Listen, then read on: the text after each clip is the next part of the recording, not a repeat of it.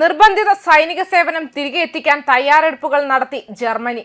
മാറിവരുന്ന ആഗോള രാഷ്ട്രീയത്തിലെ സ്ഥിതിഗതികൾ വിലയിരുത്തിയാണ് ഇപ്പോൾ പാശ്ചാത്യ രാജ്യങ്ങൾ ഓരോ നീക്കങ്ങളും നടത്തുന്നത്.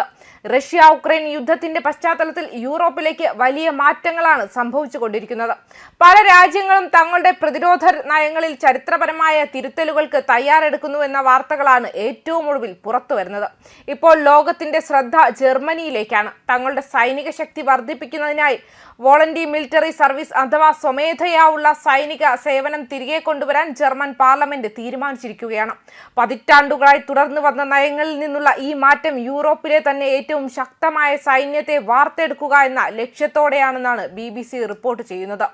ജർമ്മൻ പാർലമെന്റായ ബൂണ്ടസ്ടാഗ് പാസാക്കിയ പുതിയ തീരുമാനപ്രകാരം രാജ്യത്തെ യുവാക്കളെ സൈന്യത്തിലേക്ക് ആകർഷിക്കാൻ വിപുലമായ പദ്ധതികളാണ് ആവിഷ്കരിച്ചിരിക്കുന്നത്.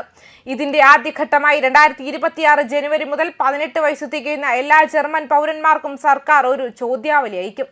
സൈന്യത്തിൽ ചേരാൻ താല്പര്യമുണ്ടോ എന്നും അതിന് സന്നദ്ധരാണോ എന്നും ആരാഞ്ഞുകൊണ്ടുള്ളതാണ് ഈ ഫോം. ഇതിൽ മറുപടി നൽകുക എന്നത് പുരുഷന്മാരെ സംബന്ധിച്ചിടത്തോളം നിർബന്ധമാണ്. എന്നാൽ സ്ത്രീകൾക്ക് ഇത് ഐച്ഛികമായിരിക്കും.